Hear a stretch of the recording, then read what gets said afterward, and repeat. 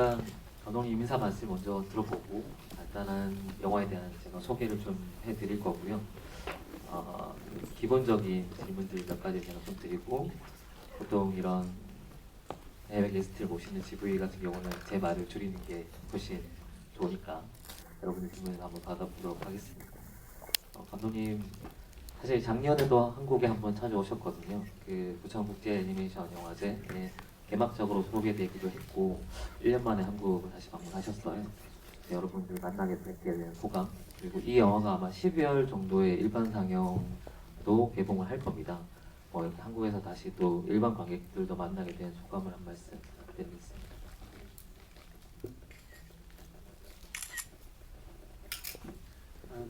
D'abord, bonsoir à tous, merci d'être venus. 네, 여러분 먼저 반갑습니다. 그리고 이렇게 와주셔서 감사합니다. Je suis très content de revenir en Corée.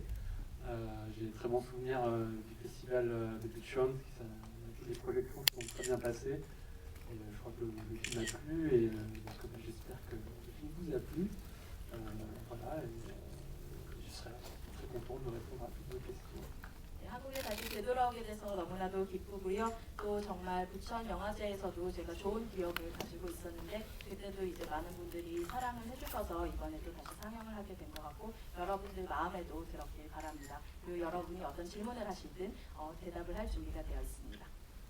네, 감독님이 아까 밖에서 잠깐 얘기 나올 때 여러분이 어떤 질문을 할지 되게 궁금해 하시더라고요. 부천에서도 관객분들 질문을 되게 궁금해 하셨는데 제가 드리는 기본적인 질문들을 한번 들어보시고 좀 더 흥미로운 질문들을 여러분들이 해줄 거라고 기대하겠습니다. 일단 영화에 대한 기본적인 소개나 정보는 아마 아시는 분은 다 아시겠지만 짧게 그냥 말씀드리면 이 영화는 자크 따르디라는 프랑스의 그래픽 노블 작가의 원작 동화를 바탕으로 해서 만들어졌고요. 여러분이 잘 아시는 프레세폴리스를 만든 제작사에서 만든 세 번째 작품입니다. 저는 이 제작사를 그냥 약자로 돼 있어서 JSBC라고 JSBC 프로덕션이거든요. 거기라고 그냥 불렀는데 불어를 잘 모르니까 그 풀네임이 주세비안 컨토더라고요. 네. 주세비안 컨토라는 이름 의미를 저도 참 무식한 게 한 번도 궁금해하지 않았어요. 근데 오늘 와서 그 의미를 알게 됐는데 이 영화 보여주는 톤과 굉장히 어울리는 톤인 것 같고요. 그러면 나중에 감독님께 한번 직접 말씀을 들어보도록 하겠습니다. 어쨌든 2015년에 이제 안시 국제 애니메이션 대회에서 그랑프리 대상을 수상한 작품이고 사실 우리가 프랑스 애니메이션을 접할 수 있는 기회가 그렇게 많지는 않잖아요.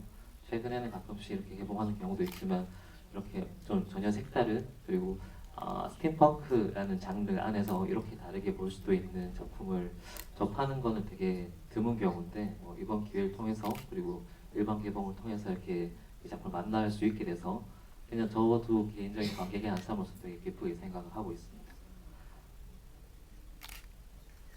네, 일단 우선 간단한 질문을 먼저 드리면 이 작품을 시작하게 되신 계기, 아까 말씀드린 것처럼 이게 자크 타르티의 그래픽 노블의 원작이 있는 작품이고 이 프로덕션의 세 번째 장편 애니메이션이거든요. 이 작품에 합류하게 되신 과정을 조금 짧게 설명해 주신다면.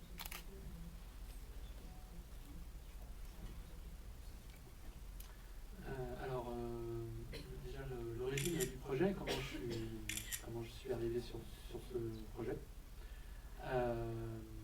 Donc, le producteur Marc Jousset, avec qui j'avais travaillé sur Persepolis, en tant que directeur de l'animation, voilà, au regard de cette collaboration, quand le projet avec Tardis s'est mis en marche, m'a confié la co-réalisation avec Franck Quincy. Voilà, parce qu'on s'était bien entendu sur la fabrication de Persepolis.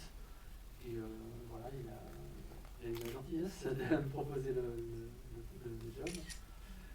Sinon, la genèse du film, c'est une idée originale qui vient de Benjamin Legrand, qui est co-scénariste avec Franck Quincy. Et il est venu, c'est Benjamin Legrand et Tardy qui sont venus au studio proposer le projet à Marc Jousset et à Franck Quincy. Et voilà, quand le projet s'est mis on a commencé à en parler sérieusement, Marc m'a proposé de co-réaliser avec Franck. 네, 사실 프로젝트의 시작에 대해서 말씀을 드리자면요. 마크 주셀 씨가 제작자분인데 제가 페르세폴리스를 함께 이제 작업을 하면서 애니메이션 감독으로 작업을 하기 시작하면서 타리디 씨와의 협업 그 기회가 생겼다라고 제안을 해주셔서 같이 시작을 하게 되었습니다. 사실 이제 프랑크 에켄시 씨가 또 공동 시나리스트로 작업을 하셨는데 페르세폴리스도 함께 작업을 할 때 저희가 잘 맞았기 때문에 계속 이번 작품에서도 같이 만나게 되었습니다. 그리고 또 제작사에서 너무 친절하게 작업권을 주셔서 제가 이제 승낙을 하게 되었고요. 그래서 벤자민 르그랑 씨도 사실 공동 창작자이신데 벤자민 씨가 이제 제작사에 찾아오셔가지고 마크 주스 씨랑 그리고 프랑크 에켄시 씨한테 제안을 해주셔서 그게 구체화가 되면서 저도 이제 제안을 받았습니다. Alors, il se trouve que dans ma carrière, j'ai travaillé sur plusieurs adaptations aux bandes dessinées et animation. Là, ce film, c'est un scénario original, donc ce n'est pas une adaptation, c'est inspiré de l'univers visuel de Jacques Tardy, pour lequel il a travaillé avec nous. Mais vraiment, les personnages sont des personnages originaux, c'est vraiment une histoire originale, et comme s'il avait dessiné un nouvel album, mais voilà, il n'existe pas en bande dessinée. 사실 제 커리어 중에서 이제 여러 애니메이션을 각색할 기회들이 여러 번 있었는데요. 이 영화 같은 경우에는 정말 오리지널한 그런 작품입니다. 물론 자크 타르디 씨가 이제 작업을 했던 부분이 있지만 정말 그 시각 세계에 대해서만 작업을 하신 상태에서 정말 새로운 작업을 그 위에 이제 쌓아 올렸습니다. 정말 독창적인 캐릭터들을 가지고 독창적인 스토리를 바탕으로 그렇게 이야기를 짜냈고요. 그렇기 때문에 정말 이제 새로운 그런 작품을 만들어냈다고 할 수 있습니다. 그 아까 제가 처음에 말씀드린 주스비앙 콘토의 프로덕션에 대해서 잠깐 소개를 해주신다면 어떤 의미고 이 프로덕션이 추구하는 방향이랄까요? 색깔을 조금 말씀해 주신다면. Au départ, j'ai introduit un petit peu le producteur JSBC, donc quelle est la signification de ce nom, si vous pouvez nous dire. Alors JSBC, ce sont les initiales de Je suis bien content. Voilà, c'est une phrase. En fait, c'est une blague à la base quand Franck et Marc Jousset, qui sont les deux gérants du studio, deux producteurs du studio. Ça les faisait rire de répondre au téléphone en disant Je suis bien content. Voilà, ça part de ça, quoi. 네, 사실 이제 JSBC 같은 경우에는 Je suis bien content이라는 프랑스 문장의 약자인데요. 사실 나 꽤 기분이 좋다, 꽤 행복하다 이런 뜻이거든요. 그래서 정말 농담에서 시작이 된 그런 이름입니다. 제작사의 대표이신 프랑스 에킨시 씨랑 마크 주스 씨가 이제 전화기 그 소화기 응답 메시지에서 Je suis bien content이라는 그런 응답 메시지를 남긴 데서부터 그렇게 유래가 된 그런 이름입니다. 아, 네. 제가 괜히 좀 실업계 질문 드린 이유가 그 작년에 이제 저는 부천에 찾아오셨을 때니 그 마크 주세 프로듀서님과 같이 인터뷰를 한번 진행을 했어요. 근데 그 인터뷰 때 폴리마주라는 다른 스튜디오, 프랑스의 유명한 스튜디오가 또 있는데 그 스튜디오의 차이가 가장 큰 차이가 뭐냐라고 하니까 그때 마크 주세 프로듀서가 우리 회사 주세병 콘토에 있는 애니메이터들이 훨씬 잘생겼다라고 하시더라고요. 그게 그 대답이 상당히 오래 기억에 남아서 네, 한번 여쭤봤습니다. C'est vrai? 네, 진짜입니다. 네, 그런 걸로 하고 그 이번 작품 같은 경우는 페르세폴리스랑 작화도 분위기도 굉장히 많이 다르잖아요. 그리고 그 아까 말씀하신 것처럼 작타르디의 원작 원화가 있긴 하지만 상당한 오리지널리티의 작화들, 색감들, 디자인들을 많이 선보이고 있습니다.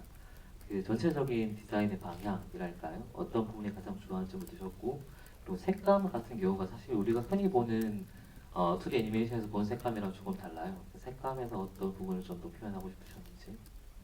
Donc, comme nous l'avons dit tout à l'heure, c'est une œuvre qui est un petit peu différente de Persepolis dans son ambiance, etc.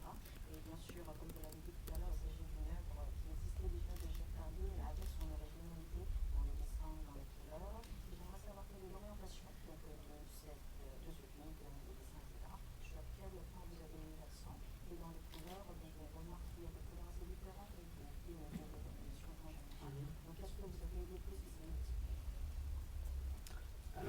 direction artistique, Jacques Tardy a, on va dire, plusieurs registres graphiques. Il a des bandes dessinées, il est très connu pour ses bandes dessinées en noir et blanc. Également en couleur, mais avec une ligne claire, un peu à la Tintin, j'allais dire. Et il a une palette de couleurs assez restreinte. Et pour moi, c'était important de garder voilà, cette palette de couleurs. Ça permettait aussi de bien respecter son style. Alors évidemment, on les a utilisés en fonction des ambiances de chaque séquence, hein, que ce soit de nuit, de jour. Mais il n'a pas des couleurs très saturées. C'est plutôt des tons restreints et puis beaucoup de couleurs désaturées. Il est aussi connu pour son travail en valeur, en gris. Donc moi, ce qui m'intéressait, c'était voilà, d'avoir une espèce de monochrome et puis voilà, avec des touches de couleurs saturées qu'il utilise dans quelques BD. Ça permet de mettre en valeur l'élément en couleur, qui est un élément important qui est en action dans le plan. Et puis voilà, c'est vraiment son style, quoi. Donc, et puis moi, je trouve ça très beau également. Donc il y a une fonction narrative, esthétique et puis stylistique. 네, 사실 예술 감독으로 이제 예술 감독으로서 여러 가지 이제 그래픽 레지스터를 가지고 계신 분인데요. 흑백 그림뿐만 아니라 이제 만화 속에서 굉장히 밝은 색 틴틴을 아실지 모르겠는데 그 프랑스에서도 잘 알려진 틴틴이라는 만화에서 나오는 그런 밝은 색들을 많이 또 사용하시고 또 굉장히 제한적인 색깔들을 돌아가면서 사용하시는 경향이 있으세요. 그래서 이 영화 같은 경우에는 그런 제한적인 색들을 많이 사용을 하셔서 저희가 그 스타일을 존중하려고 했고요. 물론 그 시퀀스 안에서 저희가 분위기를 조화롭게 따라가기 위해서 낮이든 밤이든 이제 필요한 색깔들을 많이 사용을 하려고는 했으나 어쨌든 이제 그 분의 색깔들을 존중하려고 했고 사실 이런 그 만화들이 많이 있습니다. 그레이 톤을 많이 활용한다든지 흑백 톤을 활용한다든지 이런 부분을 많이 사용하는 부분이 있는데 저희는 그런 그레이 톤을 살리면서도 모노크롬한 그런 이펙트를 주기 위해서 그런 제한적인 색깔들을 이제 뭔가 포화된 색깔들 그리고 포화되지 않은 색깔들을 많이 활용을 하려고 했고요. 색깔을 또 그 액션 효과를 낼 수 있는 그런 그 요소로서도 또 사용을 했습니다. 그래서 그분의 스타일을 존중하면서도 사실 그 부분이 굉장히 아름답다고도 느끼기 때문에 그런 부분을 존중을 하려고 했고요. 그게 내러티브한 이펙트와 그 아름다움에 대한 이펙트 그리고 또 스타일에 대한 이펙트도 있었다고 생각이 됩니다. Et puis j'allais rajouter, voilà, Paris est pollué, donc il y a de la suie parce que voilà, tout fonctionne au charbon. Donc il fallait qu'on sente cette atmosphère un peu anxiogène due à la pollution et qui soit vraiment au contraste avec l'univers de la jungle qui lui est un univers pur où l'air voilà, est respirable. Et il fallait montrer ce contraste aussi de ces deux univers.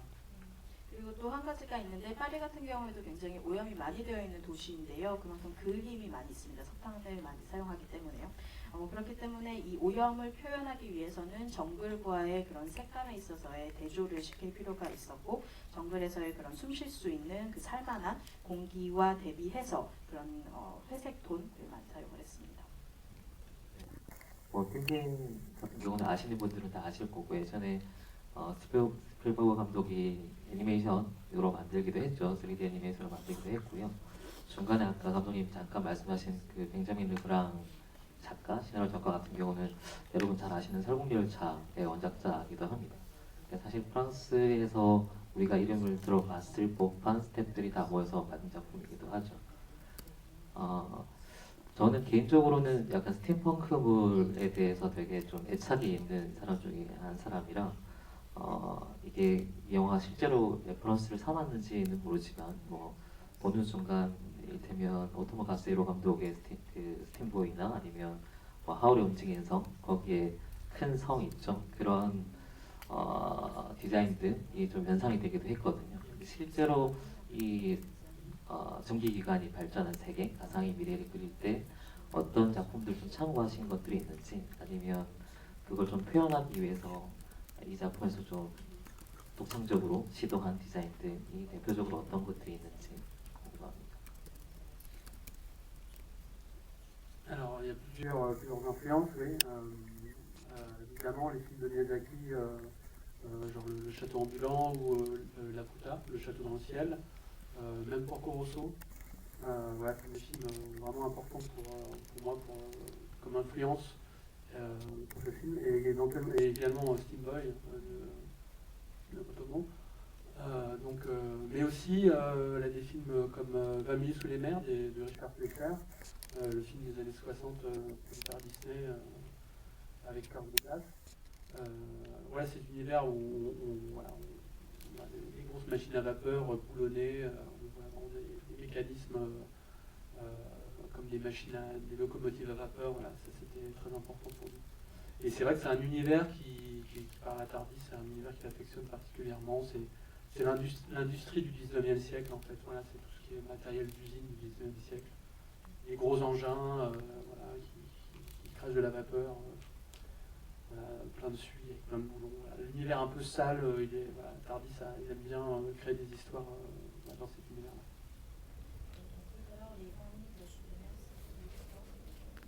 Fleischer. 네, 사실 여러 부분에 있어서 영향을 받았는데요. 미야자키 감독님의 하울의 움직이는 성이라든지 라푸타 아니면 코코로소의 영향도 많이 받았고요. 그리고 오토모 감독님의 스팀보이라든지 이런 부분에 있어서 영향을 받기도 했지만 또 플래셔르 씨의 그 바다 밑 이만리 네, 해저 이만리라는 작품의 영향도 많이 받았습니다. 그래서 사실 60년대에 증기기관차라는 이런 요소가 굉장히 중요하게 나타나고 있는데 그런 부분을 굉장히 좋아하기도 하고요. 뭐 볼트가 들어있는 그런 기계들이라든지 이런 부분들이 또 사실 19세기의 산업을 잘 보여주는 그런 것들이라고 생각이 됩니다. 그렇기 때문에 이제 빠질 수 없는 요소로서 볼트가 가득한 그런 기계로서 큰 장비들과 함께 많이 나타나고 있고요. 그런 부분들을 이제 많이 표현을 하고 있습니다. Et puis il y a aussi il y a tout le cinéma classique français des années 40, les films policiers des années 40. C'est aussi un registre dans lequel Tardy aime bien raconter des histoires.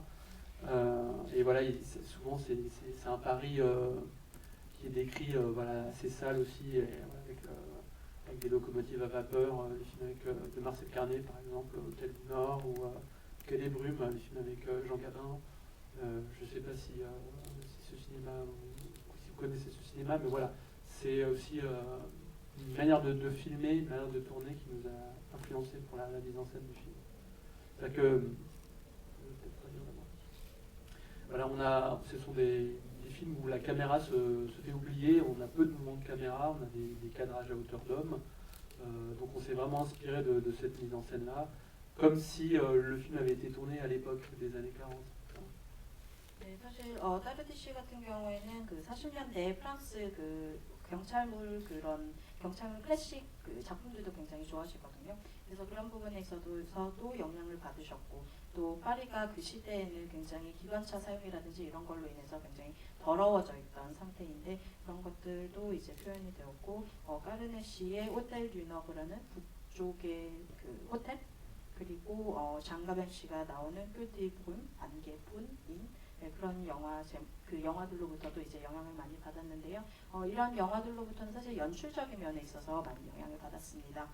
그리고 또 저희가 카메라의 움직임은 전혀 느껴지지 않도록 하기 위해서 이제 노력을 많이 했는데요. 정말 이제 40년대에서 우리가 영화를 찍고 있다라는 인상을 담기 위해서 거의 이제 사람 허리 높이 위로 이제 카메라 앵글도 많이 잡아서 그런 각도로 많이 촬영을 했습니다. 사실 처음에 봤을 때 제일 신기하고 제일 눈에 띄는 것 중에 하나가 이게 증기기관이 대체된 미래의 역사잖아요. 가상의 역사잖아요. 그 에펠탑이 두 개 이렇게 서 있는 장면이 가장 어떻게 보면 상징적인 것 같아요. 그 장면은 어떤 분의 아이디어이신지, 그리고 그 전차의 디자인이 사실 굉장히 디테일하거든요. 그리고 아마 이건 제 개인적인 견해지만 이 작품에서의 그 작화를 가장 상징하는 디자인이 아닌가 싶어요. 그 전차의 디자인에 대해서도 좀 짧게 한 말씀 해주신다면. Téléphérique. Ça c'est le téléphérique qui a été dessiné par Jacques Tardy, donc là on peut pas faire plus fidèle, hein, c'est lui qui l'a imaginé. Et c'est vrai qu'il a cette démarche d'être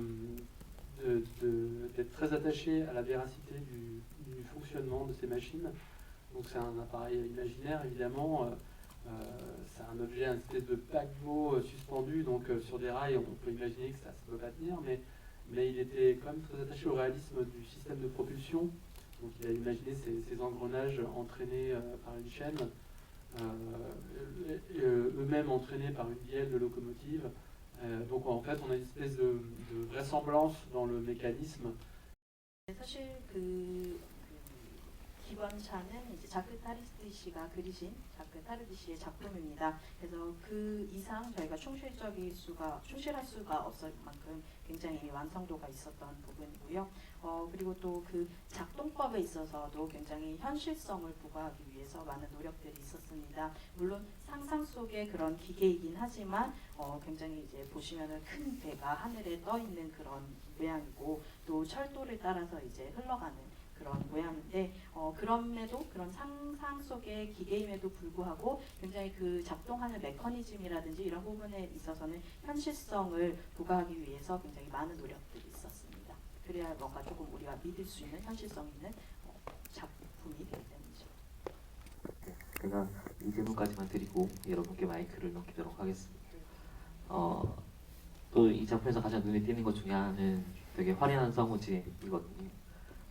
주인공의 목소리는 마리온 코티야르 하셨고 프랑스의 되게 유명한 배우분들이 다 성우를 하셨어요. 어떻게 이런 성우진을 갖췄는지, 그리고 실제 연기를 할 때 제가 그냥 건너들은 거로는 마리온 코티야르는 거의 하루 만에 녹음을 다 하셨다고 들었는데 어떻게 진행을 실제로는 하셨는지 좀 궁금합니다.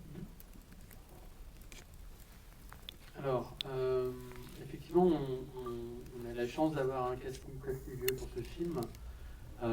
Alors, c'est vrai que on va dire, ça a deux fonctions. Alors, c'est vrai que ce sont d'excellents comédiens, mais voilà, on avait besoin de crédibiliser aussi le projet. Et c'est vrai qu'au niveau des investisseurs, quand on dit tiens, Marion Cotillard, elle va participer au film, ça entraîne aussi des financements.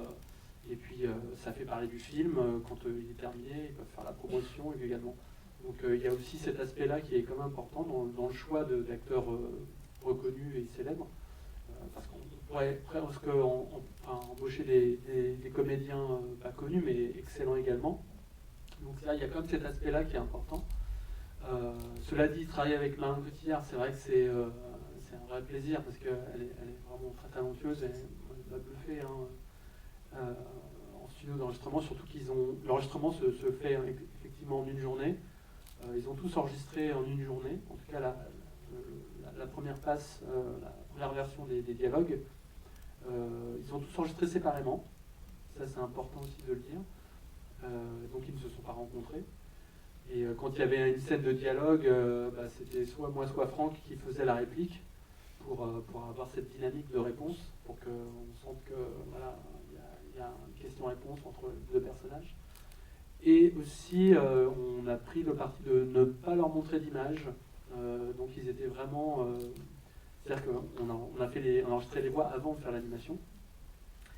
Et on aurait pu leur montrer le storyboard, mais en fait, ils étaient vraiment seuls devant le scénario sur un pupitre et derrière leur micro.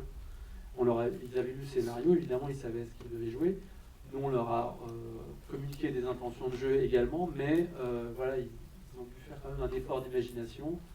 Et je crois que ce petit jeu leur a beaucoup plu. Ils étaient très surpris en fait de ne pas avoir d'image pour enregistrer les voix. 네, 저희가 마리옹 꼬티아르 등 굉장히 이제 유명한 배우들이 캐스팅에 함께 하셨다는 그런 화려한 캐스팅이 있다는 기쁨을 가질 수 있게 되었는데요. 사실 저희가 두 가지 이유가 있습니다. 첫 번째로는 이제 저희가 훌륭한 배우들이 필요했고, 두 번째로는 저희가 또 프로젝트 자체도 신뢰성을 띄어야 했기 때문인데요. 마리옹 꼬티아르 씨가 이제 프로젝트에 참여한다고 하면 아무래도 이제 재정 지원적인 부분이라든지 홍보 효과라든지 이런 것들이 있기 때문에 저희가 그런 부분을 노린 부분도 있습니다. 저희가 사실 유명하지는 않지만 굉장히 훌륭하신 배우분들도 많이 계시거든요. 하지만 이런 부분도 고려를 분명해야 되는 부분이기 때문에 그렇게 작용을 했었고, 또 저희가 한 가지 중요한 것은 이제 하루 만에 이제 녹음을 다 하셨는데 모든 배우분들이 대부분 부분 하루 만에 하셨는데 또 한 가지 중요한 것은 다들 각각 녹음을 하셨습니다. 그래서 마리옹 코티야르 씨 같은 경우에도 이제 대사를 녹음하실 때 그게 좀 현실적으로 와닿기 때문에 상대방의 그 대사를 저나 프랭크 씨가 대신 읊어드리면서 그렇게 진행을 했었고요. 또 한 가지 이제 배우분들이 놀라셨던 거는 뭐냐면 저희가 고의적으로 이미지를 보여드리지 않았습니다. 물론 스토리보드를 보여드리고 하기는 했지만 정말 그 영화 자체에 대한 이미지는 받지 못한 채 단순히 이제 스탠드 앞에 서서 마이크에다 대고 이제 녹음을 하셨습니다. 그게 굉장히 물론 저희가 연기 의도라든지 이런 것들을 조금 전달해드리긴 하지만 온전히 이제 배우의 상상력에 맡겨서 저희가 이제 진행을 했고 그 부분에 대해서 좀 놀란 부분들도 있으셨지만 굉장히 즐거운 작업이었다고 말씀을 해주셨습니다. 실제로 이제 녹음을 그렇게 마치고 이제 녹음된 목소리, 연기된 톤에 맞춰서 작화도 추가하고 수정을 할 부분도 수정하고 그런 식의 작업도 거치셨다고 하더라고요. 특히 저는 약간 놀랐던 게 중에 하나가 그 에이프릴의 할아버지 나오는 팝스 있죠.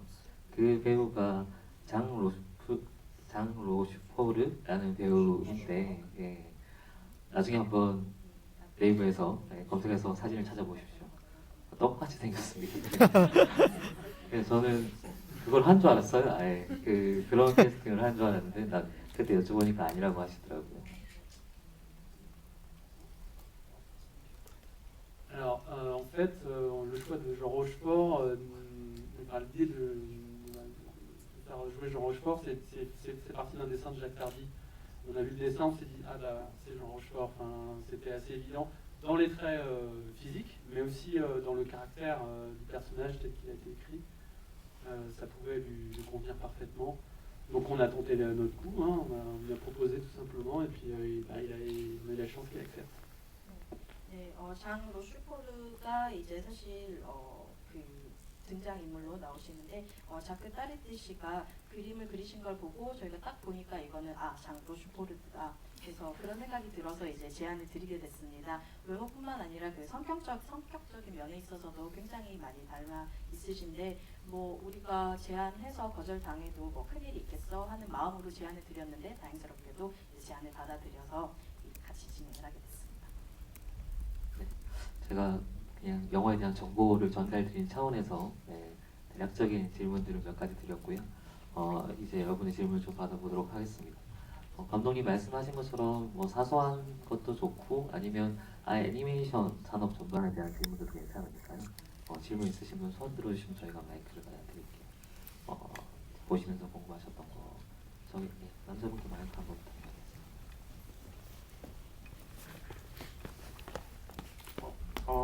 일단 영화 정말 재밌게 잘 봤고요.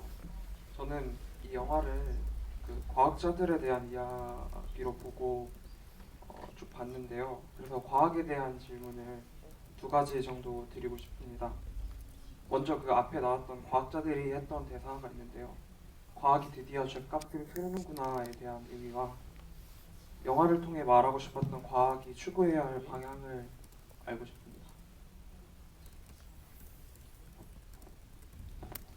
Alors la séquence, c'était peut-être la réplique, c'était la science va connaître le péché. C'était à la fin du film.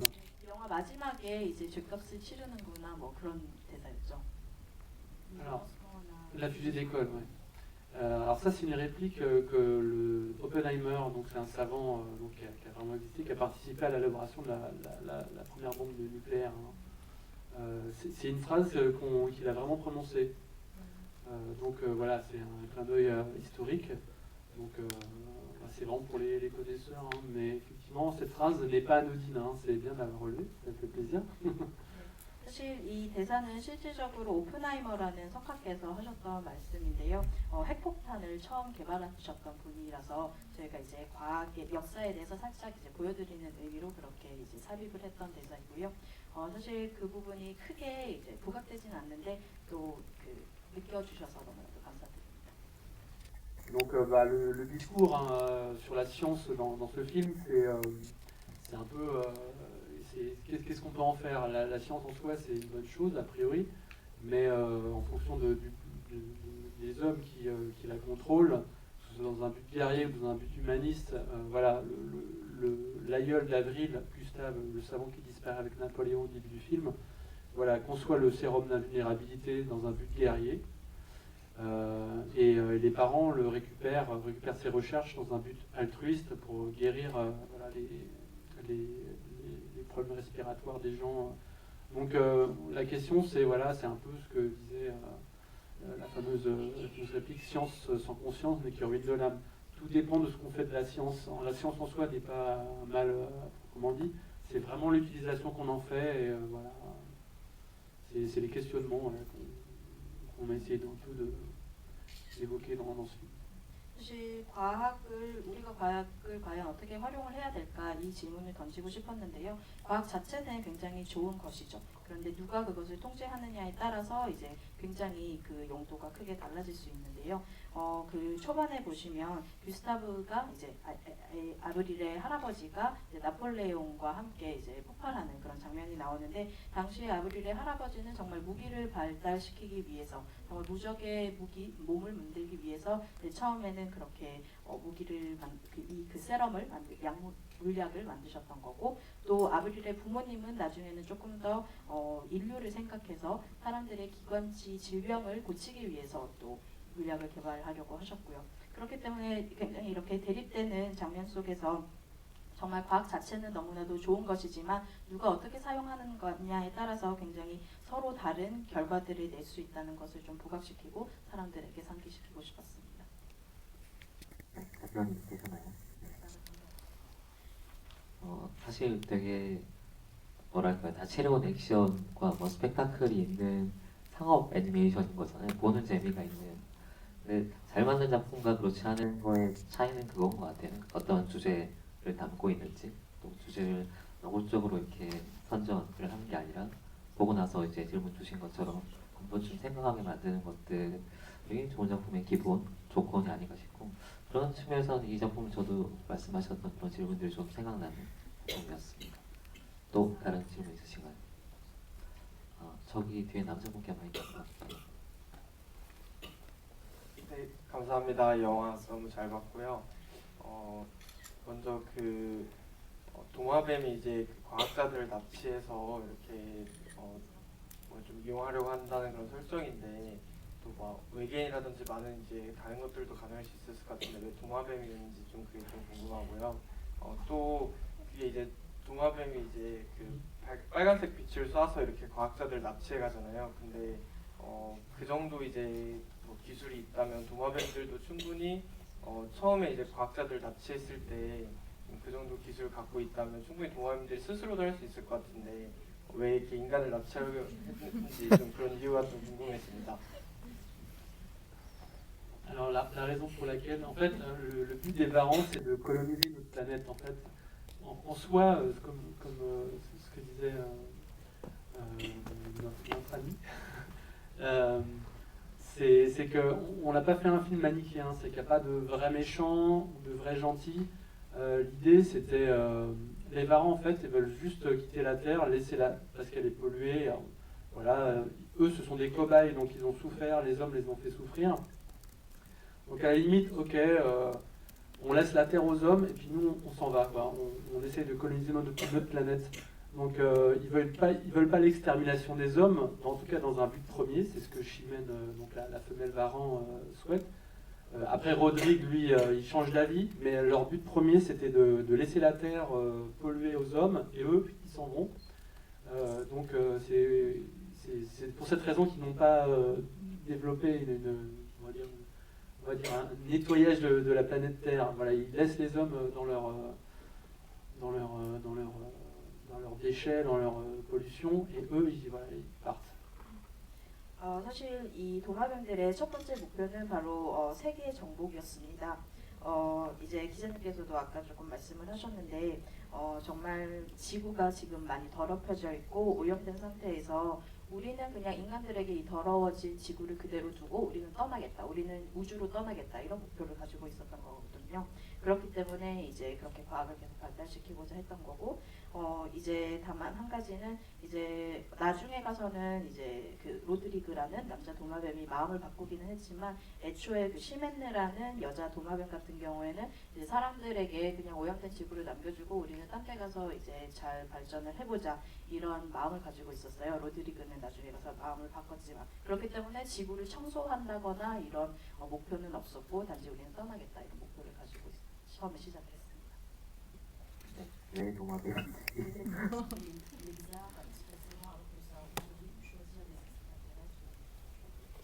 Non, en fait, les lézards, ce sont des cobayes. Donc, ce sont des animaux qu'on voit, enfin, qu'on devine au début du film, sur lesquels on teste donc le sérum d'invulnérabilité. Donc, enfin, c'est voilà, une sorte de vengeance. Donc, ça ne pouvait que partir de la Terre.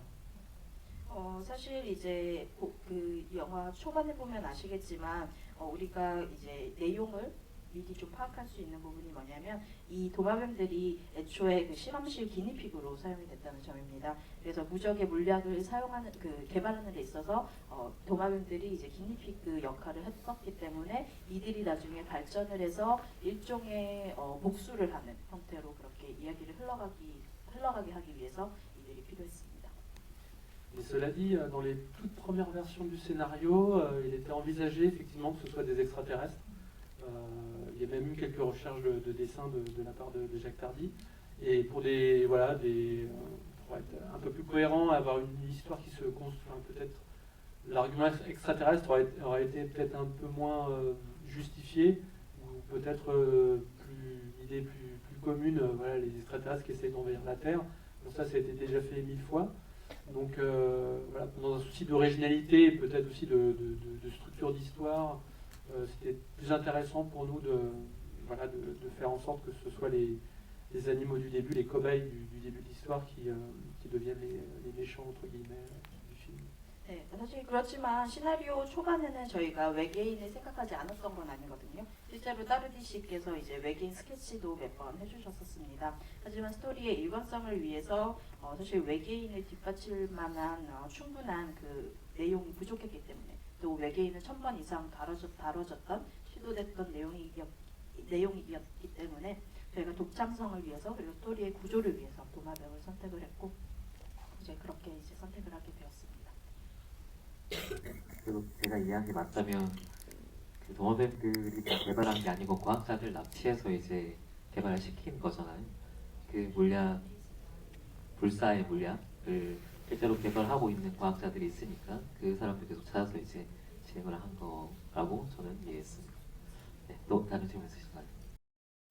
안녕하세요. 저도 정말 재밌게 봤는데 만약 감독님한테 불사의 물약을 준다면 그걸 먹을지 안 먹을지 그리고 만약에 의도와 상관없이 물약을 먹으려 한다면 이제 불사의 몸으로 평생을 살아야 되는데 어떤 삶을 살아가실지 궁금해요.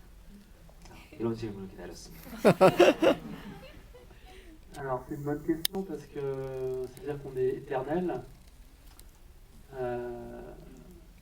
L'éternité, c'est un problème presque philosophique parce que si tout le monde est éternel, il y a une surpopulation forcément au bout d'un moment. Si tout le monde boit le sérum, moi tout seul, je sais pas parce qu'après on voit disparaître les gens qu'on aime.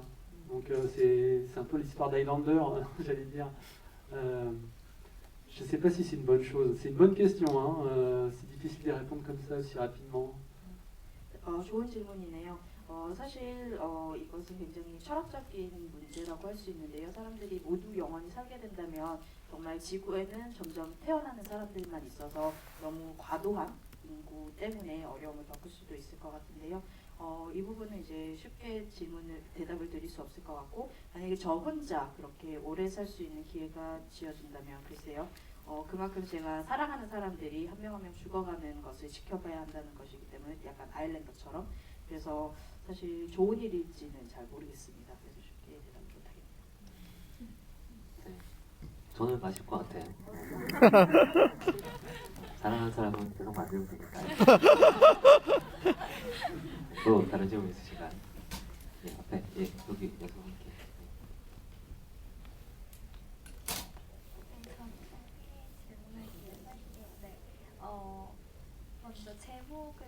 이렇게 조작된 세계라고 짓게 되신 계기가 있으신지. 네, 그리고 두 번째는 이제 저렇게 되게 어떻게 보면 격렬한 상황 속에서 핑크 색깔 옷을 입고 뛰어다니잖아요. 마지막에 아브릴이. 그래서 저런 원피스를, 왜냐면 제가 생각하는 프렌치 시크 스타일이랑은 좀 너무 되게 다른 이런 스타일이어가지고, 네, 그래서 저런 핑크색 원피스가 의미하는 바가 있는 건지 궁금해요. Alors pour le titre original, enfin un des premiers titres, en fait, c'était un monde truqué. Il n'y avait pas Avril et le monde truqué, c'était un monde truqué. C'est un petit peu galvaudé parce que la question du titre n'était pas facile pour nous. On n'a pas trouvé un titre qui s'imposait comme ça. Des fois, dans une histoire où le titre est assez évident, ça vient vite en tête. Là, c'était un peu plus compliqué. Et puis, on avait aussi à choisir un titre qui puisse parler aussi aux enfants. Donc, un monde truqué, ça signifie tout un univers. Tout de suite, avec le mot monde, ça suggère un univers singulier. Et truqué, alors c'est pas vraiment truqué pour les personnages parce que ce sont leur quotidien, mais truqué, ça impliquait un petit peu le côté chronique, voilà, qui est caractéristique de cette histoire, là, cette histoire parallèle. Donc voilà, ça se justifiait comme ça, et puis c'est vrai que c'est resté au fur et à mesure et on s'y est habitué, et puis voilà, tout le monde était d'accord pour le garder. Voilà. J'en ai juste rajouté Avril là, pour que les enfants puissent tout de suite percevoir le personnage principal. Et voilà, tout de suite ça a exprimé une aventure. Voilà, il y avait le côté aventurier qui était tout de suite mis en avant. 네, 사실 원래 제목은 사실 원래라기보다는 이제 초반에 몇 가지 제목이 있었는데 첫 번째 제목은 이제 조작된 세계였습니다. 앞에 아브릴이 빠졌죠. 그리고 제목을 선택하기가 사실 쉽지는 않았습니다. 보통 이렇게 작업을 할 때는 제목이 굉장히 빠르게 떠오른다고들 하시는데 이 작품 같은 경우에는 그 부분이 조금 어렵더라고요. 그래도 이제 아이들에게 조금 와닿았으면 하는 마음에 저희가 세계라는 단어를 선택을 했고요. 그래야 뭔가 독특한 세상이 펼쳐지겠구나라고 아이들이 이제 느낄 수 있을 것 같았고, 또 조작됐다는 것은 또 정확하지는 않습니다. 왜냐하면 이 사람들에게는 일상이거든요. 하지만 또 대체 역사적인 면을 강조하기 위해서 그 단어를 선택을 했고요. 그런 부분이 이제 점점 뒷받침이 돼서 결국에는 저희 모두가 적응을 해서 모두가 동의를 한 이 제목을 선택을 하게 됐고, 그 앞에 다만 아이들이 주인공이 누군지 빨리 캐치할 수 있도록 아브릴이라는 단어를 추가를 했습니다. 그런 모험을 그리는 스토리죠. Alors pour la robe, en fait la robe c'est tout simple, hein, c'est une situation du film, c'est-à-dire que Avril c'est comme une jeune fille qui vit seule avec son chat, qui volontairement s'habille en garçon pour pas être embêtée. Voilà, elle a les cheveux courts, elle se coupe elle-même les cheveux, donc elle n'est pas très jolie, elle n'est pas très attrayante. Et en fait, elle trouve cette robe chez Pops et en fait elle découvre sa féminité. C'est aussi un moyen symbolique d'exprimer le fait qu'elle grandisse, qu'elle devient une jeune femme. Elle passe de l'enfance à l'adolescence, enfin, ouais, c'est une jeune femme. Donc cette robe, voilà, il y a la séquence où elle essaye cette robe est très, très importante pour ça. Ça veut dire aussi quand elle essaye cette robe, elle se trouve jolie, elle demande même, elle est un peu gênée, elle est très pudique, parce que jusqu'à présent, elle avait un petit peu caché ses sentiments, elle ne s'accordait pas cette liberté, et là elle descend chercher Julius pour lui demander son avis, donc elle commence c'est le début, elle commence à découvrir la séduction quelque part. Ça va vraiment à l'encontre de tout ce qu'elle avait vécu jusqu'à présent. Donc voilà, c'est une évolution psychologique du personnage. Et le fait qu'elle soit rose, alors ça fait partie d'une des couleurs que Tardy utilise. Dans une bande dessinée, il utilisait cette couleur-là, mais on a vraiment repris. Et je trouvais que pour la jungle, ça la détachait bien de la végétation. Donc je trouvais que c'est assez joli, de la même manière que pour les scènes de Paris avec le téléphérique. On a un univers très gris, et puis il y a ce téléphérique rouge qui ressort très, très vivement. Pour les séquences de la jungle, on avait donc cet univers très verdoyant, et donc cette robe rose ressortait aussi très très bien. Donc voilà, il y avait ce côté narratif, et également graphique voilà, qui justifie ce choix. 사실 그 이유는 그 치마를 골랐던 이유는 단순합니다. 사실 상황을 보면은 아브릴이라는 이제 이 주인공이 고양이와 혼자 사는데 이제 조금 그 어려운 것들을 겪지 않기 위해서 일부러 남자 행세를 하면서 이제 지내게 되죠. 그러다가 이제 또 생긴 것도 예쁘지도 않고 매력적이지도 않고요. 그러다가 이제 팝슨에 우연히 가게 되면서 자신의 여성성을 발견하게 되는데 이제 그런 것들을 표현하기 위해서 이제 분홍색 치마라는 요소를 사용을 했습니다.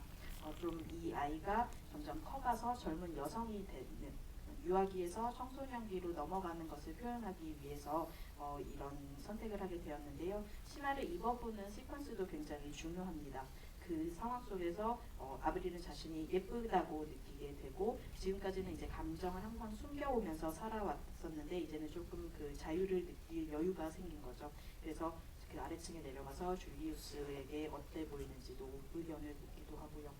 그래서 정말 계속해서 조금은 자신의 매력을 발견해 나가는 그래서 점점 그렇게 성인이 되어가는 그런 느낌을 이제 표현하기 위해서 사용을 했었고요. 또 핑크색을 골랐던 이유는 타르디 씨가 이제 만화를 그리실 때 핑크라는 색깔을 자주 사용을 하시는데 그것을 저희가 그대로 이제 가져와서 이제 사용을 했습니다. 정글의 색깔과도 굉장히 대조되기도 하고 또 이제 그 공중 기관차 같은 경우에는 굉장히 회색을 기반으로 많이 했는데 그 분홍색이 굉장히 대조된다고 생각을 했고 정글의 녹색과도 굉장히 잘 대조가 된다고 생각을 해서 굉장히 내러티브한 면에 있어서 그래픽한 면에 있어서 그런 선택을 하게 됐습니다. 또 약간 각자 해석을 할 수도 있을 것 같아요. 저는 그 드레스 보면서 들었던 생각은 할아버지가 손녀를 되게 어릴 때 잊어버렸잖아요. 근데 손녀를 계속 사랑해주고는 싶고 근데 할아버지의 기억에는 소녀는 계속 어린 애인 거죠. 철저히 할아버지 취향에 우리가 볼 땐 굉장히 촌스럽지만 저 어떻게 보면 되게 촌스럽고 저 여자한테 안 어울리는 어벌런스한 드레스가 오히려 할아버지의 사랑을 좀 드러내주는 소품이 아닌가라는 생각도 들었고요. C'est vrai qu'il y a la scène où on découvre en fait la même robe avec plusieurs tailles qui correspond effectivement à autant qu'il passe, autant le nombre d'années que le grand-père a mis à rechercher sa petite fille. 사실 같은 치마가 여러 사이즈별로 이제 진열이 되어 있는 그 장면에서도 이제 할아버지가 그 손주를 찾아서 얼마나 많은 세월을 흘려 보냈는지도 잘 보여주는 것 같습니다. 네. 또 다른 질문 있으신가요? 여기 중간에 남자분께 마이크.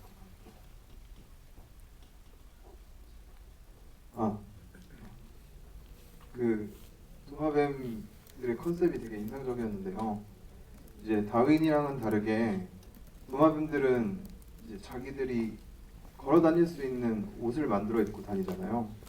일종의 갑옷을 입고 다니고 다윈은 그냥 자기 있는 대로 살고 심지어 자기가 책도 보는데 이 둘 사이에 그러니까 이 둘이 같은 실험에 의해서 탄생한 어떻게 보면 비슷한 생명인데 이 둘이 이렇게 달라지게 된 차이점이 뭔지가 궁금하고요. 그리고 이거랑 관련해서 그 도마뱀들의 기지에 보면은 감옥이 굉장히 많던데 사실 그 감옥에 갇혀 있는 사람은 폴밖에 없는 걸로 생각이 됐어요. 그래서 그렇게 많은 감옥이 필요했던 이유가 뭔지 그리고 다른 과학자들이 에디슨 같은 아인슈타인을 비롯해서 이제 실존했던 과학자들이 많이 나와서 굉장히 캐릭터성 있게 느껴지는데 이들이 그렇게 순종적으로 이제 그 도마뱀들의 의도에 따라주는 이유가 뭔지가 궁금합니다. Alors, effectivement, la plupart, enfin, les scientifiques qui travaillent avec les varans sont consentants, ils collaborent, voilà. Donc ils ne sont pas tout forcés de travailler avec eux, mais c'est la passion de la science, c'est aussi on va dire la course à la découverte scientifique. C'est pour ça que on peut reparler des problèmes de la science. Voilà, c'est une sorte d'aveuglement, quel que soit le but. C'est vraiment la passion, la découverte. Puis comme c'est un concentré de talent, c'est vrai qu'ils se motivent chacun entre eux. Et peut-être qu'ils sont un peu aveuglés par le but final des varans. Et effectivement, Paul, lui, il a un éclair de lucidité. Il se dit, mais ça se trouve, on va détruire la planète. Ça se trouve, ça ne va pas marcher. Là, ce sur quoi on travaille, savoir la fameuse fusée, le décollage, rien ne dit que ça va marcher. Et du coup, lui préfère abandonner le projet et partir comment dire, protéger sa fille plutôt que voilà, risquer la destruction du monde. Voilà, en gros. Donc, effectivement, il y a peu de prisonniers. On en a mis plusieurs des cellules parce qu'on s'est dit voilà, c'est des zones réservées et ça peut arriver qu'il y ait des rebelles, voilà, comme Paul. Mais voilà, les varans partent, les scientifiques collaborent de leur plein gré avec les varans. 네, 보셨다시피 대부분의 과학자들은 전적으로 이제 자신이 원해서 동의하에 이제 과학 그 발전에 기여를 했습니다. 사실 그게 과학에 대한 열정 때문이라고 할 수도 있고요. 과학에 대한 새로운 발견을 향한 달리기를 하기 위해서라고도 할 수 있을 것 같습니다. 그만큼 이제 목적이 어떤 것이었는지 잊은 채로 어떻게 보면 이제 눈먼 상태에서 너무나도 멀리 있는 궁극적인 목표를 향해서 달려갔던 거고요. 또 여러 탤런트를 지닌 사람들이 함께 집합체를 이루는 만큼 서로 이제 동기부여가 더 됐을 수도 있을 것 같습니다. 근데 이제 폴 같은 경우는 이제 예외였던 거죠. 폴은 이제 그 중에서도 어떤 명석함을 조금 보여줬던 경우인 것 같고요. 지구가 이제 정말 멸망할 수도 있다는 생각을 하면서 정말 물론 좋은 목표를 가지고 있지만 그게 꼭 원하는 대로 되지 않을 수도 있다라는 생각에 이제 세계가 멸망할 리스크에 뛰어들기보다는 딸을 보호하겠다는 그런 목표를 이제 더 오히려 설정을 했었던 것 같습니다. 그리고 감옥이 이제 그렇게 많은 이유는 보신 것처럼 수감자가 그렇게 많지는 않은데 뭔가 이제 제한 구역이다라는 걸 표현하기 위해서 그리고 폴과 마찬가지로 반란을 일으키는 사람들이 있을 수 있기 때문에 그렇게 감옥을 여러 개를 지었습니다. 약간 상상력을 발휘해서 행간을 채워볼 수도 있을 것 같아요. 저는 보면서 그 생각했었어요. 과학자들이 납치됐을 때 처음부터 이 단번에 협력하겠습니다 하진 않을 거잖아요. 처음에 되게 많이 가둬두고 한 명씩 설득해서 제일 마지막까지 남은 사람 폴 아닐까? 라는 생각을 하면서 봤어요. 네. 그 첫 번째 질문도 답변을 좀 해주시면 고양이 다이의 차이, 도마뱀들 간의 차이가 뭔가요? Alors Darwin, il n'a pas de but spécial. En fait, c'est devenu une sorte de substitut aux parents, une sorte à la fois de professeur, de frère, de confident, d'éducateur. Et voilà, il s'occupe d'Avril. Et puis là, il souffre de problèmes respiratoires à cause de la pollution. Donc il n'a pas du tout la même démarche que les varans. Et les varans, pour leur côté mécanique, je pense que ça c'est pour le côté pratique, et puis aussi pour imposer, pour avoir une stature, un charisme certain. 사실 다르윈 같은 경우에는 특별한 목표를 가지고 있지는 않은 그런 캐릭터입니다. 이제 부모 대리인 역할로 주로 많이 등장을 하는 것 같고요. 아브릴에게 있어서는 이제 교사이면서도 형제이면서도 이제 믿을 수 있는 그런 사람 그리고 교육자 역할을 하면서 이제 아브릴을 보호하는 그런 역할로 많이 등장을 하는 것 같습니다. 오염된 세계 속에서 마찬가지로 기관지 문제를 앓고 있고요. 반면에 도마뱀들 같은 경우에는 이제 기계에 타 올라 있는데 그게 실질적으로 더 편리하기 때문인 것도 있고 또 어느 정도의 그 뭔가 덩치를 주면서 뭔가 그 카리스마가 있어 보이게 하는 그런 역할입니다. 다윈 같은 경우는 사실 실질적으로 이 영화의 시스틀러, 픽스타 역할을 하는 거죠. 그 예전에 인터뷰했을 때 들었던 얘기 중에도 재밌는 거는 그 연기를 하신 여배우분이 예전에 이제 다른 영화에서도 고양이 연기를 하셨대요. 굉장히 잘 하셔서 실제로 이 영화에서도 녹음할 때 그 목소리 연기하는 걸 보고 동작을 추가하시기도 하셨고 그렇게 하셨다고 얘기 들었습니다.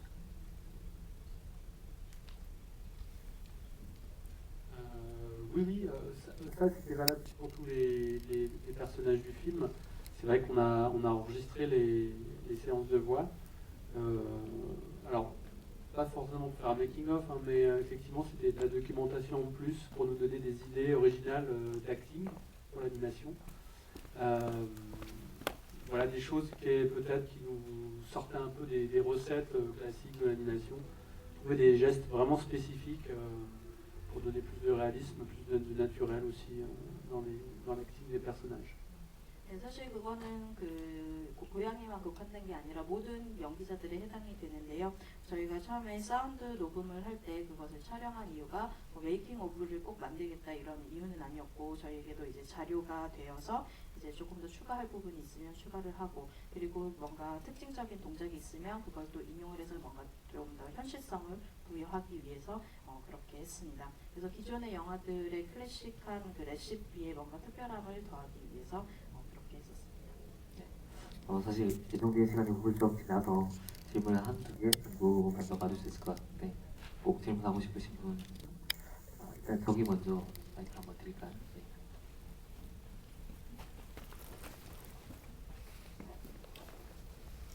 저기 그 포스터에도 나오고 마지막에서도 에펠탑이 원래는 하나잖아요. 근데 두 개를 세워놓고 하나는 무너지고 하나가 남잖아요. 그거는 뭐 프랑스의 자존심인가요?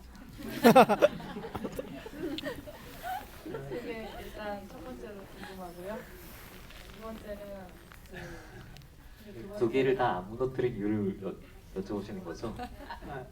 네, Alors, les deux tours Eiffel symbolisent un peu l'Uchronie de l'histoire. C'est vraiment l'aspect uchronique, c'est-à-dire, voilà, c'est un passé qui n'a pas existé. On reconnaît Paris, parce qu'il y a la tour Eiffel, mais il y en a deux. Tiens, alors c'est un Paris, mais un peu bizarre. On reconnaît d'autres lieux, pour ceux qui connaissent Paris, l'Opéra Garnier, le Grand Palais, l'esplanade de Montmartre, où il y a le Sacré-Cœur, qui est normalement à la place de la statue de Napoléon. Donc en fait on voulait faire une sorte de parenthèse uchronique, c'est-à-dire qu'à la fin l'Uchronie disparaît et c'est une manière de retrouver la réalité que l'on connaît. Donc on a refermé, en détruisant une des deux tours Eiffel, on a refermé cette parenthèse uchronique et petit à petit l'histoire redevient celle qu'on a connue. Voilà, donc toutes les découvertes scientifiques se font en accéléré, mais on rattrape le temps perdu. Et donc on suggère qu'on retrouve un présent normal. Voilà. 네, 사실 저희가 대체 역사를 표현하기 위해서 에펠탑을 두 개를 세웠는데요. 실질적으로는 역사에는 없지만 어쨌든 에펠탑이 등장을 하기 때문에 우리가 아는 곳이 파리구나라고 느낄 수 있으면서 근데 우리가 아는 파리는 아니구나 이런 효과를 노렸습니다. 근데 잘 아시는 분들에게는 에펠탑 이외에도 파리에서 잘 알려진 오페라라든지 사크레큐르 그 성당이 위치해 있는 몽마르트 언덕이나 이런 것들이 또 등장을 하는데요. 사크레큐르 같은 경우에는 그 대신에 나폴레옹 이제 동상이 대신에 세워져 있습니다. 그래서 우리가 어떻게 보면은 역사를 대체하고 있다는 과로를 이제 여는 그런 역할을 하게 되는 거고요. 마지막에 가서는 우리가 이제 현실로 다시 돌아왔다라는 것을 알리기 위해서 다시 에펠탑은 하나가 되면서 이제 그 역사 대체의 가로가 닫히는 그런 효과를 냅니다. 계속 과학자들을 가족을 쫓아다니는 그 사람은 이제 거기서 뭐 쫓아다니지 말라고 하는데도 계속 쫓아다니잖아요. 그 사람이 주는 의미는 뭔가요? Donc il va absolument trouver une explication à la disparition des parents parce que lui il est persuadé que les parents ne sont pas morts. Voilà, donc pour retrouver son honneur, il va absolument retrouver les parents d'une manière ou d'une autre. Donc la seule piste, c'est de retrouver Avril, qui va après retrouver ses parents. Voilà, pour prouver qu'il avait raison et qu'il ne mérite pas de passer du stade d'inspecteur au simple policier de rue. 사실 굉장히 자신이 그렇게 높은 자리에서 아래로 떨어지는 것은 있을 수 없다. 그래서 자존심을 회복하기 위해서 이제 그런 여정을 펼치게 되는데요. 개인적으로 본인의 명예 회복을 위해서 그렇게 했습니다. 이제 사실 아브릴의 부모가 사라진 이유를 본인이 밝혀야겠다. 그리고 사실은 죽지 않았다라고 그렇게 굳게 믿었었던 것이고 그래서 그 죽지 않은 부모들을 되찾기 위해서는 아브릴이 부모님을 되찾게 되면 그것을 자기가 잡아들여야겠다. 그래서 결국에는 자신이 옳았다라는 것을 증명하고 싶었던 거죠. 그래서 본인이 반장이었는데 단순히 경감을 하기에는 너무나도 불공평하다 그런 것을 표현하고 싶었습니다. 생각해보면 프랑스 영화에 유독 그런 경관 이미지가 있는 것 같아요. 그런 캐릭터가 꼭 나오는 것 같아요. 틴틴에도 있고 뭐 예를 들면 레미제라블의 자비의 경감, 또 우리가 생각하는 프랑스의 경감하는 어떤 이미지들이 특정 이미지에 좀 반복되는 게 아닌가라는 생각도 좀 들었고요. 네. 사실 질문을 계속 받고 싶은데 네, 시간이 다 돼서 빨리 끊으라고 하셔서 네, 질문 여기까지 해야 될 것 같고요. GV 할 때마다 사실 느끼는 거지만 저희가 기자들이 이제 질문하는 것보다 훨씬 재밌는 질문들이 많이 나오시는 것 같아요. 그래서 저도 늘 배워가는 것 같고 오늘 좋은 질문해 주신 여러분께도 큰 감사드리고 감독님 마지막으로 관객분들께 꼭 하고 싶은 말 오늘 GV의 소감 좀 짧게 전해 주신다면. Si vous avez aimé le film, n'hésitez pas à en parler autour de vous. 혹시 영화를 좋아하셨으면 주변에 널리 알려주시고요. Voilà, ça me ferait plaisir voilà, de faire partager votre enthousiasme à vos amis, votre famille. Voilà. 친구분들께, 가족분들께 이 좋았다는 것을 공유해 주시면 너무 좋을 것 같습니다. En tout cas, je vous remercie pour vos questions. Voilà, c'est un plaisir d'échanger toujours après la projection. C'est toujours intéressant d'avoir le retour des spectateurs parce que c'est vrai que nous, en général, on œuvre de notre côté, le film est projeté, puis on n'a pas toujours de contact avec les spectateurs, donc c'est toujours intéressant.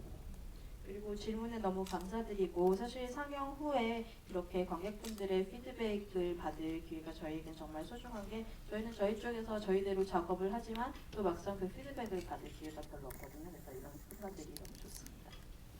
네, 말씀하신 것처럼 이 작품은 12월 달에 개봉을 하니까요. 네, 재밌으셨으면 주변에 널리 알려주시고 사실 우리가 북미나 일본 애니메이션은 자주 접하고 많이 볼 수 있는데 프랑스 애니메이션 중에 뭐랄까 장편 상업 영화 중에 대중성 작품성 다 갖추고 있는 작품이 국내에 개봉하는 경우 그렇게 많지는 않거든요.